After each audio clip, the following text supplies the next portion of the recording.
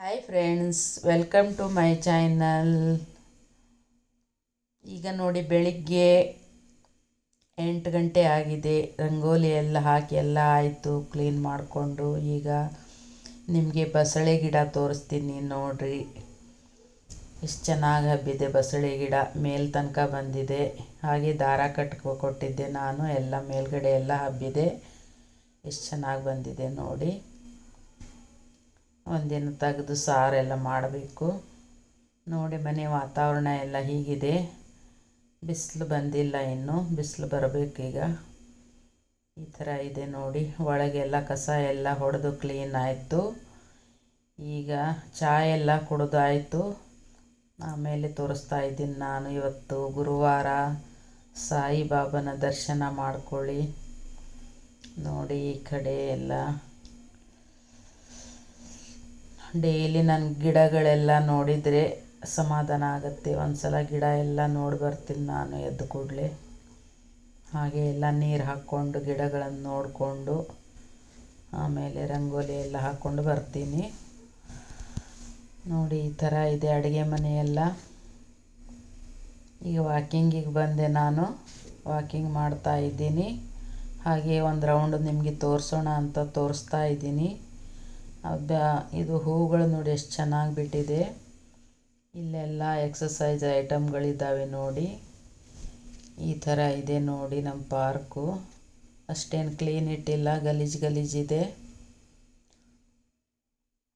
ಬಿಸಿಲು ಈಗೀಗ ಬರ್ತಾ ಇದೆ, ಸೂರ್ಯನ ಬೆಳಕು ಹೊಡಿತಾ ಇದೆ ನೋಡಿ.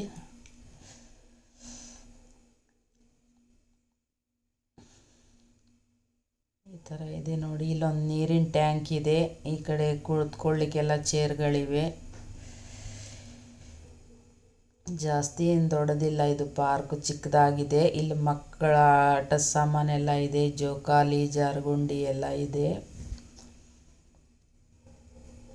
ಈ ಕಡೆ ಎಲ್ಲ ಮನೆಗಳಿದ್ದಾವೆ. ಇಲ್ಲೊಂದು ಸಣ್ಣದಾಗಿ ಹಾಲ್ ಇದೆ, ಫಂಕ್ಷನ್ ಮಾಡೋ ಹಾಲು. ಈ ಥರ ಇದೆ ನೋಡಿ. ಇಲ್ಲಿ ನೋಡಿ ಜೋಕಾಲಿಗಳು, ಚಿಕ್ಕ ಮಕ್ಕಳ ಜೋಕಾಲಿಗಳು. ಈ ಕಡೆ ಎಲ್ಲ ಚೇರ್ಗಳಿವೆ ಕೂತ್ಕೊಳ್ಳಿಕ್ಕೆ. ಎಲ್ಲ ಗಲೀಜು, ಎಲ್ಲ ಎಲೆಗಳು, ಗಿಡದ ಎಲೆಗಳೆಲ್ಲ ಬಿದ್ದು ಸಿಕ್ಕಾಪಟ್ಟೆ ಗಲೀಜಾಗಿದೆ ಪಾರ್ಕ್ ಎಲ್ಲ.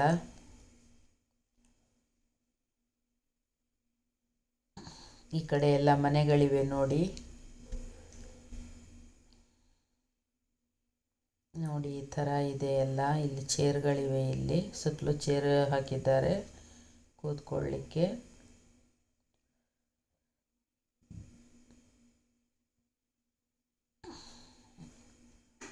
ಹಾಗೆ ನಿಮಗೆ ತೋರಿಸೋಣ ಅಂತ ತೋರಿಸ್ತಾ ಇದ್ದೀನಿ.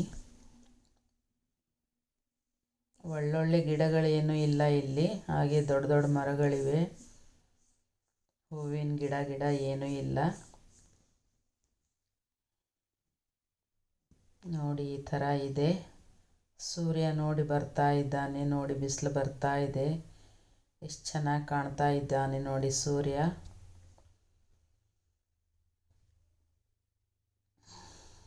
ನೋಡಿ ಸೂರ್ಯನ ಬಿಸಿಲು ಈಗ ಬರ್ತಾ ಇದೆ. ಬೆಳಿಗ್ಗೆ ಚಳಿಗೆ ಸೂರ್ಯನ ಬಿಸಿಲಿಗೆ ಒಂದು ಸ್ವಲ್ಪ ಹೋದರೆ ಸ್ವಲ್ಪ ಚಳಿ ಕಡಿಮೆ ಆಗುತ್ತೆ. ಹೀಗಾಗಿ 8 ಗಂಟೆ, ಒಂದೊಂದು ಸಲ 8:15 ಹೀಗೆ ಬರ್ತೀನಿ ನಾನು ಇದು ಬಿಸಿಲಿಗೆ. ಈಗ ನೋಡಿ ವಾಕಿಂಗಿಂದ ಬಂದೆ ಮನೆಗೆ. ಹಾಗೆ ಈಗ ದೋಸೆ ಮಾಡ್ಕೋಬೇಕು. ನಿನ್ನೆ ಇಡ್ಲಿ ಮಾಡ್ಕೊಂಡಿದ್ದೆ, ಇಡ್ಲಿ ಹಿಟ್ಟು ಮಾಡ್ಕೊಂಡಿದ್ದೆ ನಾನು. ಈಗ ಮತ್ತೆ ಇಡ್ಲಿ ಅಂದರೆ ಬೇಜಾರಂತ ಹೇಳಿ ಇವತ್ತು ಅದೇ ಹಿಟ್ಟಲ್ಲಿ ನಾನು ದೋಸೆ ಮಾಡ್ತಾಯಿದ್ದೀನಿ. ದೋಸೆನೂ ಚೆನ್ನಾಗಿ ಬರುತ್ತೆ, ಕ್ರಿಸ್ಪಿಯಾಗಿ. ರವೆ ಇರುತ್ತಲ್ವ ಅದರಲ್ಲಿ, ಹಿಂಗಾಗಿ ಕ್ರಿಸ್ಪಿಯಾಗಿ ಚೆನ್ನಾಗಿ ಬರುತ್ತೆ ದೋಸೆ ಮಾಡ್ತಾಯಿದ್ದೀನಿ ನಾನು ಇಡ್ಲಿ ಹಿಟ್ಟಲ್ಲೇ. ನೀವು ಆ ಥರ ಮಾಡ್ಕೋಬೋದು. ಇಡ್ಲಿ ಹಿಟ್ಟು ಮಾಡಿಕೊಂಡು ಒಂದಿನ ದೋಸೆ, ಒಂದಿನ ಇಡ್ಲಿ ಆ ಥರ ಮಾಡ್ಕೋಬೋದು. ಮನೆಯಲ್ಲಿ ಟ್ರೈ ಮಾಡಿ ನೋಡಿ, ದೋಸೆ ಚೆನ್ನಾಗಿ ಬರುತ್ತೆ. ದೋಸೆ ಎಲ್ಲ ಮಾಡಿಕೊಂಡು ನಾಷ್ಟ ಮಾಡಿ ಆಮೇಲೆ ಸ್ವಲ್ಪ ಕಟಿಂಗ್ ಮಾಡಬೇಕು. ಕಟಿಂಗ್ ಮಾಡಿಕೊಂಡು ಆಮೇಲೆ ಮತ್ತೆ ಇದು ಬ್ಲೌಸ್ ಎಲ್ಲ ಹೊಲಿದಿದ್ದಾವೆ, ಅವೆಲ್ಲ ಕೈ ಕೆಲಸ ಮಾಡಬೇಕು, ಹುಕ್ಸ್ ಎಲ್ಲ ಹಚ್ಚೋದಿದೆ, ಅದೆಲ್ಲ ಮಾಡಬೇಕು. ಇವತ್ತು ನಾನು ಕೊಡಬೇಕು ಕಸ್ಟಮರಿಗೆ, ಅದೆಲ್ಲ ರೆಡಿ ಮಾಡ್ಕೋಬೇಕು. ಈಗ ಎಲ್ಲ ದೋಸೆ ಎಲ್ಲ ಮಾಡ್ತಾಯಿದ್ದೀನಿ ನೋಡಿ. ಹಂಚಿನ್ನು ಕಾದಿಲ್ಲ, ಅದು ದಪ್ಪ ಇದೆ ಹಂಚು, ಹಿಂಗಾಗಿ ಬೇಗ ಕಾಯಲ್ಲ ಅದು. ಒಂದು 10 ನಿಮಿಷ ಆದರೂ ಬೇಕು ಕಾಯೋದಕ್ಕೆ. ಈಗ ಚಳಿಗೆ ಸ್ವೆಟ್ರ್ ಹಾಕ್ಕೊಂಡೇ ಇದ್ದೀನಿ.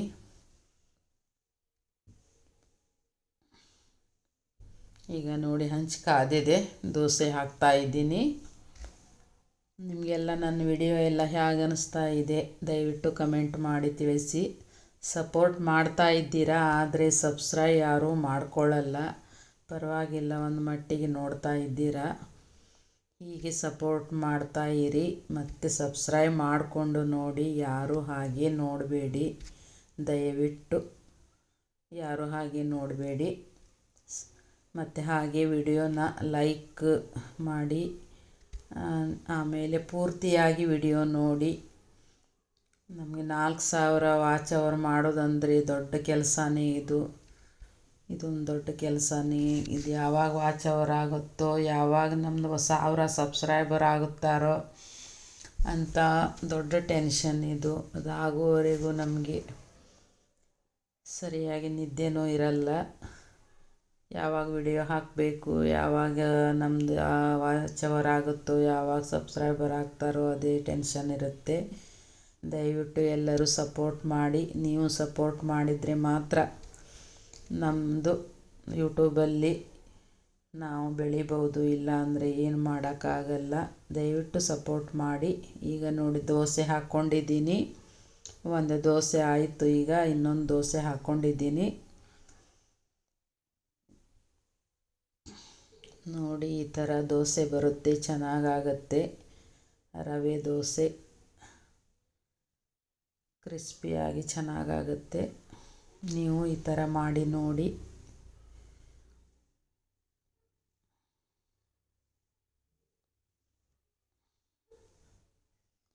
ಮತ್ತು ನಿಮಗೆ ನಾನು ಸ್ಟಿಚ್ಚಿಂಗ್ ವಿಡಿಯೋ ಇಷ್ಟ ಆಗುತ್ತೋ ಇಲ್ಲವೋ ಅದನ್ನು ತಿಳಿಸಿ. ಮಧ್ಯದಲ್ಲಿ ಒಂದೊಂದು ಸ್ಟಿಚ್ಚಿಂಗ್ ವಿಡಿಯೋ ಹಾಕ್ತಾಯಿದ್ದೀನಿ, ಡೈಲಿ ಒಂದೊಂದು ಬ್ಲಾಗ್ ಹಾಕ್ತಾಯಿದ್ದೀನಿ, ಹಾಗೆ ಸ್ಟಿಚ್ಚಿಂಗ್ ವಿಡಿಯೋನೂ ಹಾಕ್ತಾಯಿದ್ದೀನಿ. ನಿಮಗೆಲ್ಲ ಹೇಗೆ ಅನ್ನಿಸ್ತಾ ಇದೆ ದಯವಿಟ್ಟು ತಿಳಿಸಿ. ಮತ್ತು ನಿಮಗೆ ಯಾವ ಥರ ವಿಡಿಯೋ ಬೇಕು ಅದನ್ನು ತಿಳಿಸಿ. ನಮ್ಮದು ಏನಾದರೂ ತಪ್ಪಾದಲ್ಲಿ, ಏನಾದರೂ ಮಿಸ್ಟೇಕ್ ಆದಲ್ಲಿ ಅದನ್ನು ತಿಳಿಸಿ. ನನಗೇನು ಬೇಜಾರು ಮಾಡಿಕೊಳ್ಳಲ್ಲ, ಮತ್ತು ನಾನು ತಿದ್ದುಕೊಂಡು ಸರಿಯಾಗಿ ಹಾಕ್ತೀನಿ. ದಯವಿಟ್ಟು ಕಮೆಂಟ್ ಮೂಲಕ ತಿಳಿಸಿ. ಈಗ ನೋಡಿ ದೋಸೆ ಆಯಿತು, ಹಾಗೆ ನಾಷ್ಟ ಮಾಡಿಕೊಂಡು ಈಗ ನೋಡಿ ಸ್ವಲ್ಪ ತುಪ್ಪ ಹಾಕೋತಾ ಇದ್ದೀನಿ ದೋಸೆಲಿ ಮಾಡಿ ಆಯಿತು. ಈಗ ನೋಡಿ ಫಿಶ್ ಪಾಟ್ ನೋಡಿ, ಇದು ನಮ್ಮ ಮಗನ ಮನೆಯಲ್ಲಿ ವಿಡಿಯೋ ಮಾಡಿದ್ದು ನಾನು ಫಿಶ್ ಪಾಟು. ಹಾಗೆ ಒಂದು ಮಧ್ಯದಲ್ಲಿ ಚೇಂಜ್ ಇರಲಿ ಅಂತ ಹೇಳಿ ಹಾಕಿದ್ದೀನಿ. ನೋಡಿ ಎಷ್ಟು ಚೆನ್ನಾಗಿದೆ ಫಿಶ್ಶು. ಒಂದೇ ಒಂದು ಫಿಶ್ ಇದೆ, ಎಷ್ಟು ಚೆನ್ನಾಗಿದೆ ನೋಡಿ. ಫಿಶ್ ನೋಡಿದರೆ ತುಂಬಾ ಖುಷಿಯಾಗುತ್ತೆ. ಈಗ ನೋಡಿ ನಾನು ಹುಕ್ಸ್ ಹಚ್ತಾ ಇದ್ದೀನಿ. ಕಟಿಂಗ್ ಎಲ್ಲ ಮಾಡಾಯಿತು, ಹುಕ್ಕು ಹಚ್ಚಬೇಕಾಗಿತ್ತು, ಅರ್ಜೆಂಟ್ ಇತ್ತು. ಇದು ಬ್ಲೌಸ್ ಕೊಡಬೇಕಾಗಿತ್ತು, ಹೀಗಾಗಿ ಹುಕ್ಸು ಕಾಜು ಎಲ್ಲ ಮಾಡ್ತಾ ಇದ್ದೀನಿ. ಇದಕ್ಕೆ ತುಂಬ ಸಮಯ ಹಿಡಿಯುತ್ತೆ. ಒಂದು ಹುಕ್ಸ್ ಎಲ್ಲ ಹಚ್ಚಬೇಕಂದ್ರೆ ಒಂದು ಅರ್ಧ ಗಂಟೆ 20 ನಿಮಿಷನೇ ಬೇಕಾಗತ್ತೆ. ನಾನು ಹೇಗೆ ಬೇಕು ಹಾಗೆ ಹಚ್ಚೋದಿಲ್ಲ ಹುಕ್ಕು. ನಾನು ತುಂಬ ಗಟ್ಟಿಯಾಗಿ ಹಚ್ತೀನಿ, ಕಾಜಾಗಲಿ ಹುಕ್ಕಾಗಲಿ ತುಂಬ ಗಟ್ಟಿಮುಟ್ಟಾಗಿ ಮಾಡ್ತೀನಿ. ನೋಡಿ ಹಚ್ತಾ ಇದ್ದೀನಿ.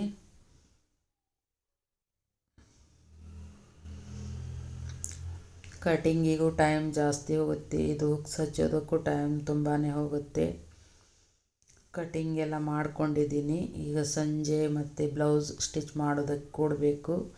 ಈಗ ಇಷ್ಟು ಮಾಡೋದ್ರಲ್ಲೇ ಟೈಮ್ ಆಗಿಬಿಡುತ್ತೆ. ಆಮೇಲೆ ಸ್ನಾನ ಮಾಡಿಕೊಂಡು ಮತ್ತೆ ಇವತ್ತು ಗುರುವಾರ ಪೂಜೆ ಎಲ್ಲ ಮಾಡಿಕೊಂಡು ಮತ್ತೆ ಅಡುಗೆ ಎಲ್ಲ ಮಾಡಿ ಮತ್ತೆ ಸ್ಟಿಚ್ ಮಾಡೋದಕ್ಕೆ ಕೊಡಬೇಕು. ಒಂದು ಸ್ವಲ್ಪ ರೆಸ್ಟ್ ತಗೊಂಡು ಇದರಲ್ಲೇ ರಾತ್ರಿ ಆಗಿಬಿಡುತ್ತೆ. ಆಮೇಲೆ ಮತ್ತೆ ಇಡೀ ದಿನ ಕೆಲಸ ಮಾಡಿ ಸುಸ್ತಾಗಿರುತ್ತೆ. ಮತ್ತು ಆಮೇಲೆ ಏನು ಮಾಡೋದು ಬೇಡ ಅನಿಸುತ್ತೆ.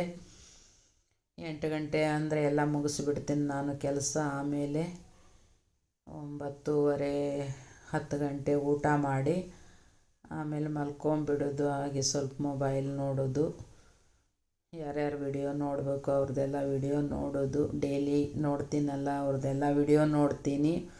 ಪಾಪ ಅವರಿಗೂ ನಾವು ಸ್ವಲ್ಪ ಸಪೋರ್ಟ್ ಮಾಡಬೇಕಲ್ವ. ಹೀಗಾಗಿ ನಾನು ಎಲ್ಲರದ್ದು ವಿಡಿಯೋ ನೋಡ್ತೀನಿ. ನೋಡಿ ಅವರಿಗೆ ಕಮೆಂಟ್ ಮಾಡಿ ಆಮೇಲೆ ಮಲ್ಕೋತೀನಿ. ಇದೇ ನನ್ನ ಡೈಲಿ ರೂಟೀನು. ನೀವು ನಿಮ್ಮ ಡೈಲಿ ರೂಟೀನೆಲ್ಲ ಹೇಗಿರುತ್ತೆ? ನನ್ನ ವಿಡಿಯೋ ಯಾರ್ಯಾರು ನೋಡ್ತೀರಿ ನಿಮ್ಮ ಬಗ್ಗೆನೂ ನಮಗೆ ಸ್ವಲ್ಪ ಹೇಳಿ ತಿಳಿಸಿ. ನಂದಂತೂ ಡೈಲಿ ರೂಟೀನ್ ಈ ಥರ ಇರುತ್ತೆ. ನಿಮ್ಮ ಬಗ್ಗೆನೂ ಹೇಳಿದರೆ ನಾವು ಏನಾದರೂ ಅದರಿಂದ ಕಲಿಬಹುದು ಅಂತ ನಾನು ಕೇಳಿದೆ ಅಷ್ಟೇ, ಮತ್ತೇನಿಲ್ಲ. ಒಬ್ಬರಿಂದ ಒಬ್ಬರು ಕಲಿಯೋದು ತುಂಬಾ ಇರುತ್ತೆ. ನಾವೇ ಜಾಣರು ಅಂತ ಯಾವತ್ತೂ ಅಂದ್ಕೋಬಾರ್ದು. ನಮಗಿಂತ ಜಾಣರು ತುಂಬ ಜನ ಇದ್ದಾರೆ. ಅವ್ರದ್ದನ್ನು ನೋಡಿ ನಾವು ಕಲಿಬೇಕು. ಕಲಿಯೋದು ತುಂಬ ಇರುತ್ತೆ. ನಾವು ಸಾಯೋವರೆಗೂ ಎಷ್ಟು ಕಲಿತ್ರೂ ಮತ್ತು ಕಲಿಯೋದು ತುಂಬಾ ಇರುತ್ತೆ. ಕಲಿಯೋದು ಯಾವತ್ತಿಗೂ ಮುಗಿಯೋದಿಲ್ಲ. ಎಷ್ಟು ಕಲಿತ್ರೂ ಅದು ಮುಗಿಯೋದೇ ಇಲ್ಲ. ಅಷ್ಟು ಕಲಿಯೋದಿರುತ್ತೆ ಜೀವನದಲ್ಲಿ. ನಾವು ಪಾಠನ ಒಂದನ್ನು ಒಂದು ಕಲಿತಾನೇ ಇರ್ತೀವಿ. ದಿನಾಲೂ ಒಂದು ತಪ್ಪಿದ್ರೆ ಇನ್ನೊಂದು ನಾವು ಕಲಿತಾನೇ ಇರ್ತೀವಿ. ಅದು ಜೀವನದ ಅನುಭವ. ಅದು ಹಾಗೆ ನಮ್ಮದು ಜೀವನ ಹೋಗುತ್ತೋ ಡೈಲಿ ಒಂದಲ್ಲ ಒಂದು ರೀತಿಯಿಂದ ಪಾಠ ನಾವು ಕಲಿತಾನೇ ಇರುತ್ತೀವಿ. ಸ್ಕೂಲ್ ಹೋದರೆ ನಾವು ಕಲಿಯೋದಲ್ಲ, ಜೀವನದಲ್ಲಿ ತುಂಬಾ ಪಾಠ ಕಲಿತೀವಿ. ತುಂಬ ಅಂದರೆ ತುಂಬ ಕಲಿತೀವಿ ಪಾಠ. ಎಂತೆಂಥ ಕಷ್ಟ ಬಂದರೂ ನಾವು ಹೆದರಬಾರ್ದು. ನಾವು ಧೈರ್ಯದಿಂದ ಇರಬೇಕು. ಧೈರ್ಯನೇ ನಮಗೆಲ್ಲದಕ್ಕೂ ಮುಂದೆ ಹೋಗೋದಕ್ಕೆ ಸ್ಫೂರ್ತಿ ಆಗುತ್ತೆ. ಧೈರ್ಯ ಹೊಂದಿದ್ರೆ ನಾವು ಜೀವನದಲ್ಲಿ ಏನು ಬೇಕಾದರೂ ಸಾಧಿಸ್ಬಹುದು. ಒಬ್ಬೊಬ್ಬರು ಏನು ಮಾಡ್ತಾರೆ, ಧೈರ್ಯನೇ ಇರಲ್ಲ ಪಾಪ, ಎಷ್ಟು ಬೇಜಾರು ಮಾಡ್ಕೋತಾರೆ ಅವರೆಲ್ಲ.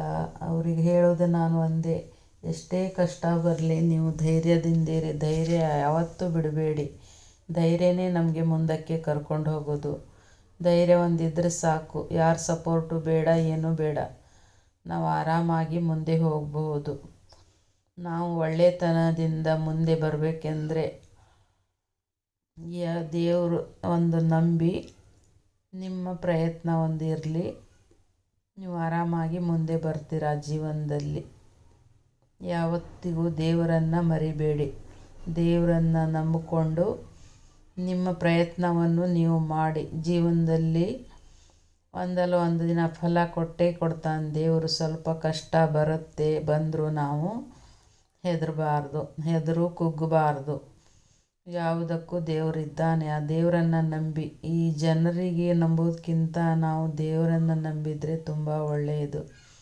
ಜನರು ಹೀಗೂ ಮಾತಾಡ್ತಾರೆ, ಹಾಗೂ ಮಾತಾಡ್ತಾರೆ. ಅವರೆಲ್ಲ ಮಾತಿಗೆಲ್ಲ ತಲೆ ಕೆಡಿಸ್ಕೊಂಡು ಸುಮ್ಮನಾಗಬೇಡಿ. ನಿಮ್ಮ ಪ್ರಯತ್ನನ ನೀವು ಮಾಡ್ತಾಯಿರಿ.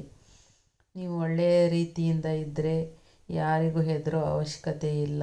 ನಾವೇನು ಕೆಟ್ಟ ಕೆಲಸ ಮಾಡ್ತಿಲ್ವಲ್ಲ, ಒಳ್ಳೆ ಕೆಲಸನ ಮಾಡ್ತಾಯಿದ್ದೀವಿ. ನಾವು ಯಾಕೆ ಹೆದರಬೇಕು ಅಂತ ನೀವು ಆ ಭಾವನೆ ಇಟ್ಕೊಳ್ಳಿ ಯಾವಾಗಲೂ. ಯಾರಿಗೂ ಹೆದರೋದಕ್ಕೆ ಹೋಗಬೇಡಿ. ನಿಮ್ಮ ಒಳ್ಳೆತನನೇ ನಿಮಗೆ ಕಾಪಾಡುತ್ತೆ. ನಾವು ಯಾವಾಗಲೂ ಒಳ್ಳೆತನದಿಂದ ಇರಬೇಕು. ಒಳ್ಳೆತನನೇ ನಮಗೆ ಕಾಪಾಡೋದು. ಆಮೇಲೆ ಆ ದೇವರನ್ನು ನಂಬಿದರೆ ಸಾಕು. ಯಾರಿಗೆ ನಂಬಿಸ್ಕೊಂಡು ನಾವು ಏನು ಮಾಡೋಬೇಕಾಗಿಲ್ಲ. ದೇವರು ನಮ್ಮ ಕರ್ತವ್ಯನ ನಾವು ಸರಿಯಾಗಿ ಮಾಡಿದರೆ ಸಾಕು ಅಷ್ಟೇ. ಈಗ ಸಮಾಜದಲ್ಲಿ ಎಲ್ಲ ಥರ ಜನನೂ ಇದ್ದಾರೆ. ಒಳ್ಳೆಯವರು ಇದ್ದಾರೆ, ಕೆಟ್ಟವರು ಇದ್ದಾರೆ. ನಮ್ಮನ್ನು ನೋಡಿ ನಗೋರು ಇದ್ದಾರೆ, ನಮ್ಮನ್ನು ನೋಡಿ ಪಾಪ ಅನ್ನೋರು ಇದ್ದಾರೆ. ಎಲ್ಲ ಥರ ಜನಗಳು ಇದ್ದಾರೆ. ಆದರೆ ನಾನಂತೂ ಯಾರ ಹತ್ರ ಜಾಸ್ತಿ ಮಾತಾಡೋದಾಗಲಿ ಏನು ಮಾಡಲ್ಲ. ನಾನಾಯಿತು, ನನ್ನ ಕೆಲಸ ಆಯಿತು, ನಮ್ಮ ಕಸ್ಟಮರ್ ಬಂದರೆ ಅವ್ರ ಜೊತೆ ಚೆನ್ನಾಗಿ ಮಾತಾಡ್ತೀನಿ ಅಷ್ಟೇ, ಮತ್ತೇನಿಲ್ಲ. ನಮ್ಮ ಕೆಲಸನೇ ನಮಗೆ ದೇವರು ಅಷ್ಟೇ. ನಮ್ಮದು ಜನರ ಹತ್ರ ಮಾತಾಡಿದ್ರು ಅಷ್ಟೇ, ಜಾಸ್ತಿ ಏನು ಮಾತಾಡಲ್ಲ. ಏನು ಆರಾಮ, ಚಹಾ ಆಯಿತಾ, ತಿಂಡಿ ಆಯಿತಾ, ಊಟ ಆಯಿತಾ, ಇಷ್ಟೇ ನಾನು ಮಾತಾಡೋದು ಜಾಸ್ತಿ. ಅವ್ರ ಜೊತೆ ಯಾರ ಸುದ್ದಿ ಮಾತಾಡೋದಾಗಲಿ ಆ ಥರ ಯಾವುದೂ ಮಾತಾಡಲ್ಲ ನಾನು. ನಾವು ಈ ಏರಿಯಾದಲ್ಲಿ ಬಂದು 30 ವರ್ಷ ಆಯಿತು. ಒಂದು ದಿನಾನು ನಾವು ಒಬ್ಬರ ಮನೆಗೆ ಹೋಗಿ ಮಾತಾಡೋದಾಗಲಿ ಆ ಥರ ಯಾವುದೂ ಮಾಡಲ್ಲ ನಾನು. ಹಾಗೆಯೇ ಕಂಡ್ರೆ ಅವ್ರ ಜೊತೆ ಚೆನ್ನಾಗಿ ಮಾತಾಡೋದು, ನಗೋದು ಅಷ್ಟೇ ನಮ್ಮದು. ಈ ವಿಡಿಯೋ ನಿಮಗೆ ಹೇಗೆ ಅನ್ನಿಸ್ತು ಕಮೆಂಟ್ ಮಾಡಿ.